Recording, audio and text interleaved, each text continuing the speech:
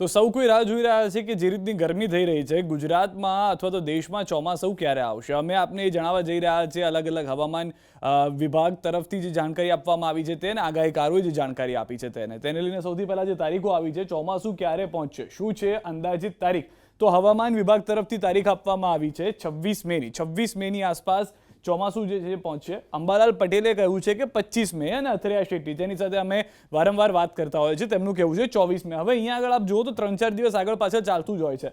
તો હવામાન નિષ્ણાંતોને અને હવામાન વિભાગને જોઈએ તો 1-2 દિવસનો ફરક છે. તો 24 થી 26 ની વચ્ચે આપણે પકડીને ચાલીએ કે ચોમાસું જે છે તે આવી શકે છે.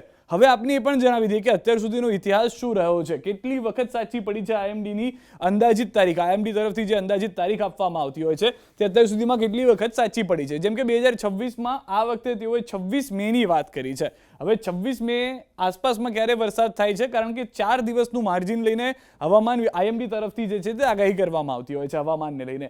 2025માં તેઓએ કહ્યું હતું કે 27 મે આસપાસ જે છે તે ચોમાસું આવી શકે છે અને તારીખ હતી 24 મે. જે તારીખ આપી હતી એના 3 દિવસ વહેલું આવી ગયું હતું. 2024માં તેઓએ કહ્યું હતું કે 31 મેની આસપાસ ચોમાસું આવશે અને એક દિવસ વહેલું એટલે કે 30 મે તે એન્ટર થઈ ગયું હતું. 2023માં આપ જુઓ તો 4 જૂન છે તે કહેવામાં આવ્યું હતું અને આવ્યું હતું 8 જૂને. 4 દિવસ મોડું થઈ ગયું હતું. અહીંયા આગળ પરિસ્થિતિ થોડી અલગ જોવા મળી હતી.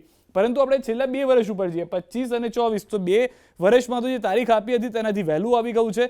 2023માં 4 જૂન કીધું હતું અને 8 જૂને આવ્યું છે. બીજી તરફ 2022ની જો વાત કરીએ તો આઈએમડીએ કીધું હતું કે 27 મેની આસપાસ ચોમાસું આવી જશે અને 29મી તારીખ વાસ્તવિક તારીખ જે છે તે 29 મે જોવા મળી રહી છે. અહીંયા આગળ 2021ની અંદર 31 મે કીધું હતું અને ત્યારબાદ 3 જૂન. અહીંયા પણ 3 દિવસ થોડું મોડું આવ્યું હતું ચોમાસું, 3 જૂને આવ્યું હતું. પરંતુ અહીંયા આગળ એક મોટી વાત એ છે કે 21માંથી 20 અનુમાન સાચા પડ્યા છે. સૌથી મોટી વાત જે છે તે એ છે કે આઈએમડીએ છેલ્લા 21 વર્ષના જે અનુમાન કર્યા છે, અંદાજિત 2015નું એક અનુમાન કદાચ ખોટું પડ્યું હતું. 11 વર્ષ પહેલાની આપણે વાત કરી રહ્યા છીએ કે કદાચ ત્યારનું જે અનુમાન હતું એ ખોટું પડ્યું હતું. પરંતુ તેને જો બાકાત રાખીએ આપણે તો બાકીના છેલ્લા 5 થી 6 વર્ષના તમામ અનુમાન જે છે તે 4 દિવસમાં તેઓ વધઘટને સંભવ હંમેશા માનીને ચાલતા હોય છે. તો 4 દિવસ જે આગળ પાછળ હોય છે તે રીતે જોવા મળ્યું છે અને છેલ્લા 2 વર્ષનું તો એકદમ સટીક માનીને આપ ચાલો, કારણ કે 2025માં તેઓએ જે તારીખ કીધી હતી 27 મે, તો 24 મે આવી ગયું હતું અને ત્યારબાદ 2024 મે 31 મે કીધું હતું અને 30 મે આવી ગયું હતું. આ વખતે તારીખ આપી છે 26 મે,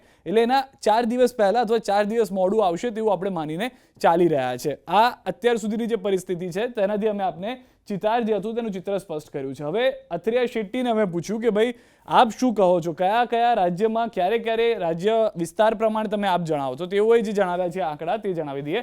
તો તેઓએ કહ્યું છે કે કેરળની અંદર એટલે કે જે કેરળમ છે તેની અંદર 24 મેની આસપાસ જે છે તે ચોમાસું આવી જશે. હવે કેરળની અંદર 24 મે કીધું છે તો ગુજરાતનું પાડોશી રાજ્ય કે જ્યાં મહારાષ્ટ્ર કે જ્યાં મુંબઈમાં વરસાદ આવે એટલું સમજી લેવાનું કે ગુજરાતમાં વરસાદ આવી જશે થોડા જ સમયની અંદર. તો મુંબઈની તારીખ 1 જૂન આપવામાં આવી છે. હવે 1 જૂન જે છે તે મુંબઈની તારીખ છે. દક્ષિણ ગુજરાત અને દક્ષિણ સૌરાષ્ટ્ર આ જે તારીખો છે દક્ષિણ ગુજરાત દક્ષિણ સૌરાષ્ટ્રની તેની તારીખો ખૂબ જ દૂર જોવા મળી રહી છે. 23 જૂન શક્ય છે કે જેમ ગયા વર્ષે થયું હતું કે મુંબઈમાં ચોમાસું આવી ગયા બાદ મહારાષ્ટ્રમાં આવી ગયા બાદ ઘણા સમય માટે ત્યાં સ્થાયી થઈ ગયું હતું. જે આગળ વધવાનું હતું એ ન વધ્યું અને એના કારણે જ અથરિયા શેટ્ટીએ જે તારીખ આપી છે 23 જૂનની આપી છે. 1 જૂન મુંબઈમાં આવી રહ્યું છે. અંદાજિત 22 દિવસ પછી તે દક્ષિણ ગુજરાત અને દક્ષિણ સૌરાષ્ટ્રમાં આવી શકે તેવી પરિસ્થિતિ છે.